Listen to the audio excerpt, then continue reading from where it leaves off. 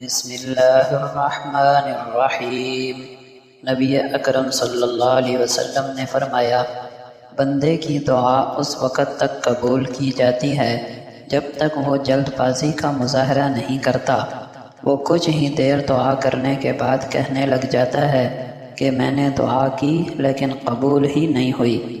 نبی کریم صلی اللہ علیہ وسلم نے فرمایا، اللہ کے نزدیک محبوب ترین لوگ وہ ہیں جو لوگوں کو سب سے زیادہ نفع پہنچانے والے ہوں، اور محبوب ترین عمل وہ راحت اور خوشی ہے جو تم کسی مسلمان کو پہنچاؤ، یا اس کی پریشانی دور کرو، یا اس کا قرض ادا کرو، یا اس کی بھوک مٹاؤ۔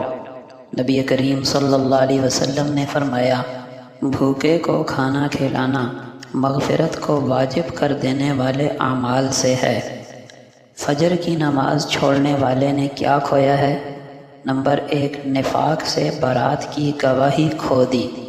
آپ صلی اللہ علیہ وسلم نے فرمایا، منافقوں پر سب سے بھاری نماز عشاء اور فجر کی نماز ہے۔ نمبر 2، جنت میں داخلے کا سب سے بڑا سبب کھو دیا۔ رسول اللہ صلی اللہ علیہ وسلم نے فرمایا، جس نے 2 ٹھنڈی نمازیں یعنی فجر اور عصر پڑھی وہ جنت میں داخل ہوگا۔ نمبر 3، جہنم سے نجات کا موقع کھو دیا۔ آپ صلی اللہ علیہ وسلم کا فرمان ہے، جو شخص سورج نکلنے سے پہلے اور ڈوبنے سے پہلے نماز پڑھے گا وہ جہنم میں داخل نہیں ہوگا۔ اللہ کی حفاظت اور نگہبانی کھو دی۔ رسول اللہ صلی اللہ علیہ وسلم نے فرمایا، جس نے صبح کی نماز پڑھی وہ اللہ کی ذمہ داری میں ہے۔ نمبر 5، پوری رات کے قیام کا ثواب کھو دیا۔ رسول اللہ صلی اللہ علیہ وسلم نے فرمایا، جس نے عشاء کی نماز جماعت کے ساتھ پڑھی اسے آدھی رات کے قیام کا ثواب ملے گا، اور جس نے عشاء اور فجر کی نماز جماعت کے ساتھ پڑھی اسے پوری رات کے قیام کا ثواب ملے گا۔ نمبر 6، فرشتوں کی ملاقات اور ان کے ریکارڈ سے نام گر جانا۔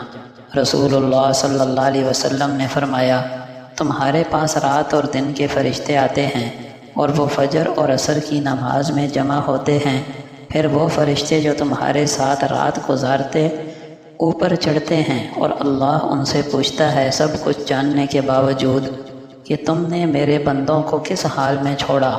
وہ کہتے ہیں، ہم نے انہیں نماز پڑھتے ہوئے چھوڑا اور ہم ان کے پاس نماز پڑھتے ہوئے پہنچے۔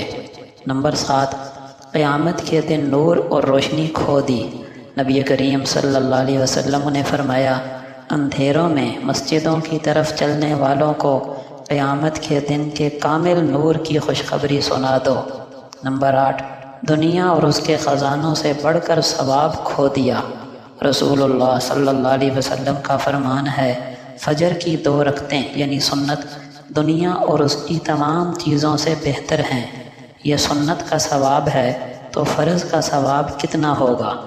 نمبر 9، خیر و برکت اور حسنات کھو بیٹھا۔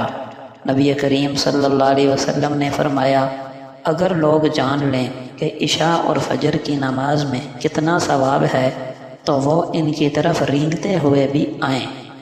حضرت ابو ذر رضی اللہ عنہ فرماتے ہیں کہ نبی کریم صلی اللہ علیہ وسلم میرے پاس سے گزرے جب کہ میں اپنے پیٹ کے بل اوندھا لیٹا ہوا تھا۔ آپ صلی اللہ علیہ وسلم نے اپنے پاؤں سے مجھے متوجہ کیا اور فرمایا، اے جندب، یہ ابو دردہ کا نام ہے۔ اس طرح یعنی پیٹ کے بل الٹا لیٹنا جہنمی لوگوں کا طریقہ ہے۔